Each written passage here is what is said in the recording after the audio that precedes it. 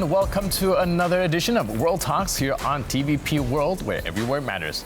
I'm your host, Benjamin Lee, and please join me and my guests on this next interview. The European Union is moving forward with imposing steep tariffs on Chinese-made electric vehicles, despite opposition from key economies like Germany. Now, these tariffs, which could reach up to 45%, aim to counter what the EU sees as unfair subsidies from China, but they risk sparking a trade war with Beijing. The decision reveals deep divisions within the bloc over its approach to China. Now, joining us today on TVP World to discuss this issue is Tomasz Kasprowicz, Editor-in-Chief of Respublika Nova. Hello, sir, and welcome to TVP World. Hello. So first, can you help us understand how you interpret the EU's decision to impose tariffs on Chinese EV despite Germany's opposition? Well, it seems that the interest of the European Union and Germany. Ladies and gentlemen, we apologize for the technical issue. There seems to be a little bit of a connection issue. Oh, I think we are back. Testing. All right, great. Sorry, sir. Sorry for the interruption, technical issues. But you were saying that the interests of the Germany and the European Union seems to differ. Is that correct? Yes. In this particular case, it seems that the level of investment of German companies into China is in a way prohibiting Germany from imposing tariffs of China for the fear of retaliation. So this is a different set of interests than the countries that do not have that much of investments in China faced. That's why the opposition from the Germany, because the fear of the retaliation of Chinese government is much higher. Large automotive companies, including Volkswagen, that is recently in trouble, that double down on investment in China is a prime example of that. At the same time, European car market is trying to protect itself from subsidized production in China. But this is mostly a political statement that really can lead to the escalation and the trade war, or can lead to actually a renegotiation of the trade relations between Europe and China. All right, so they can actually go both ways. I'm actually interested in focusing on what you mentioned earlier, in which China has now become slightly over-reliant on the Chinese industry, because we do see before the war broke out in Ukraine, a lot of countries, including Poland, have been warning Germany to step away from over-reliance of energy from Russia, which eventually ended up with Germany kind of having their hands tied in the early stages of the war precisely because of their over-reliance on Russian energy. Are we seeing Germany repeating the same mistake and now over-relying on China for its production needs? It seems we do. That was a paradigm of Chinese economy for many, many years, even decades. And the idea that we can, let's say, tie our rivals by trading with them, that was worldwide globalism paradigm that was working for the last 30 years. The war in the Ukraine showed that actually the countries can act against their economic interests to pursue other goals, especially in case when they are facing internal difficulties to kind of consolidate the support within the country. That was the case of invasion in the Ukraine. And the China is facing huge internal problems, including demographics, real estate market, and many others. And there is no seeing them going away anytime soon.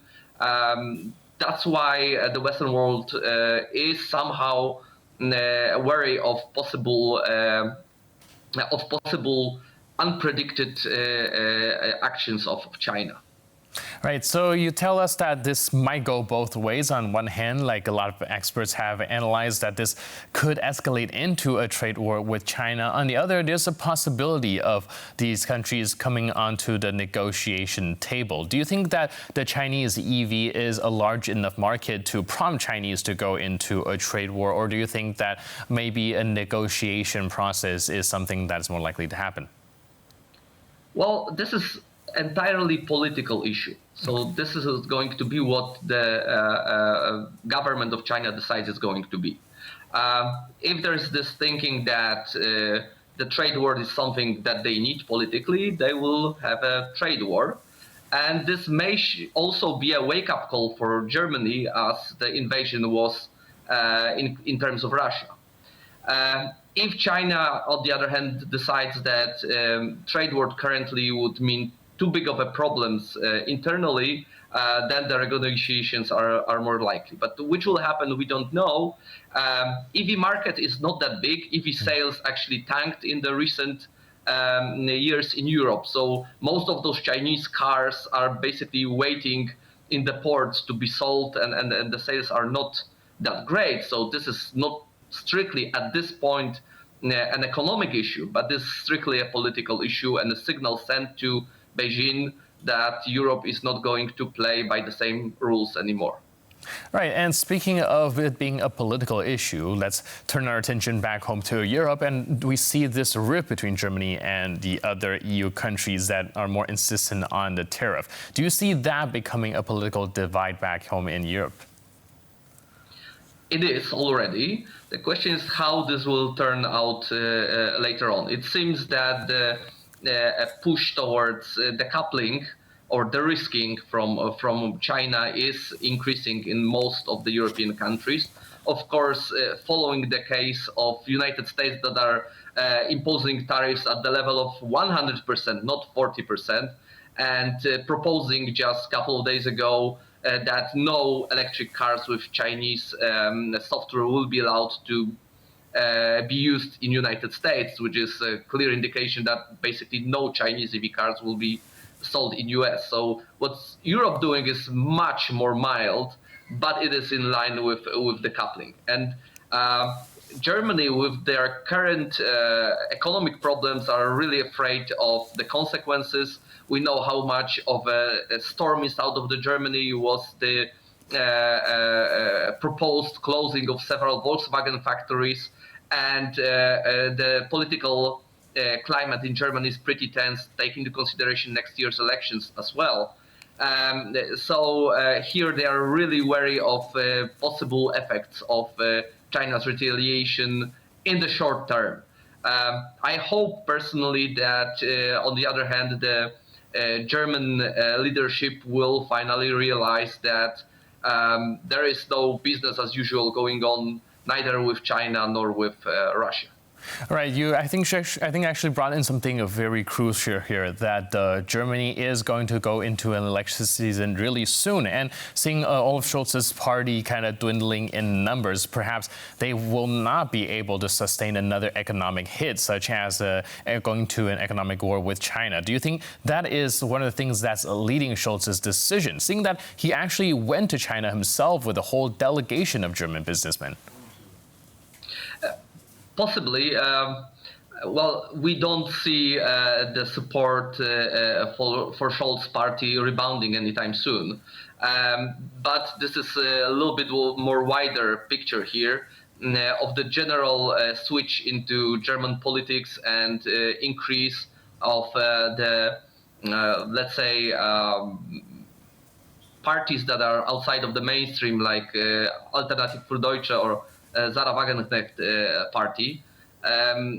Both of them are, for now, behind the cordon, and no other parties willing to work with them. But this will or might change after the elections.